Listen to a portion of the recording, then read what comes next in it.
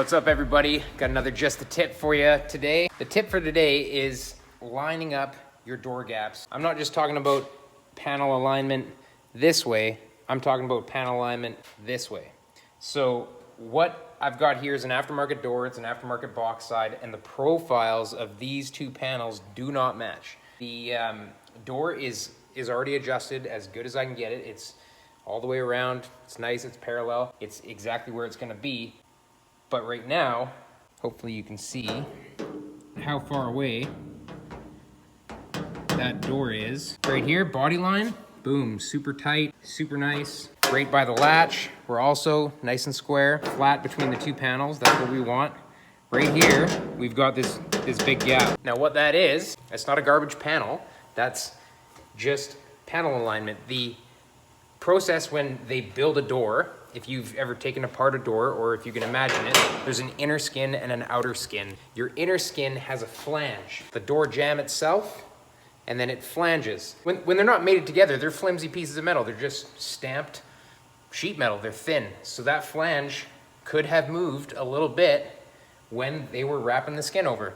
That's not all, aftermarket panels are garbage. That's just what happens in manufacturing. At the factory, they had to do the same thing. So what you gotta do now is think about it and manipulate the inner skin by pushing it out with like a hammer and a block or whatever you can. You gotta do it nice and gingerly. You don't wanna dent it or anything, but massage that lip out. You're not actually bending or changing the outer skin at all. You're changing the point at which the outer skin wraps the inner skin. So that inner skin flange, you just want to tip that flange one way or another to push in and out that outer skin. I'm going to show you how to do that. When we're done, it's going to be flat with a ruler's edge across both planes.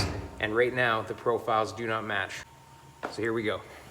So when I'm bumping this inner skin, this door structure in and out to adjust this door profile, what I'm trying to do is find, this is a spoon for body working, but you can use anything. Use a piece of wood, use something that spreads the load so that you're not putting too much pressure in one spot and creating a dent. That's why I love this tool, is because it's got a couple different profiles on it. I can use it, it's touching a lot of that material so that when I hit it, it's spreading the load and creating an even tip of that inner flange. And that's what's allowing this outer skin to realign. You see the outer skin is unchanged.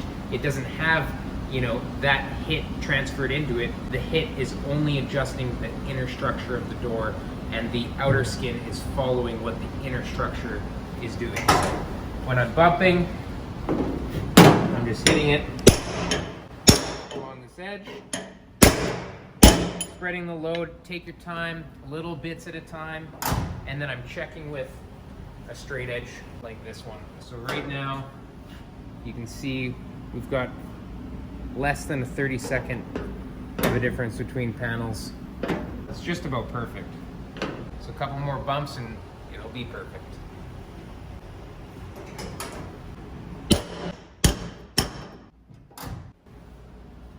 There we go. Beauty.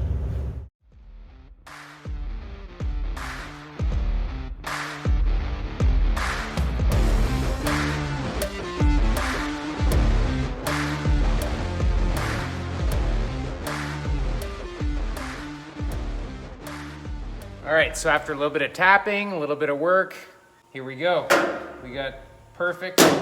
You can get it perfect. It's as long as you want to take. These are probably within a 32nd of an inch of panel alignment right at the corner here. So it didn't take really that long. You just kind of got to know what you're looking for and what you're trying to achieve out of it. Just a little bit of effort goes a long way into not having a Bondo-filled vehicle, especially at your seams. And it's not always aftermarket parts to blame. There's a little bit of alignment that has to go into every aftermarket part. So that was the tip for the day.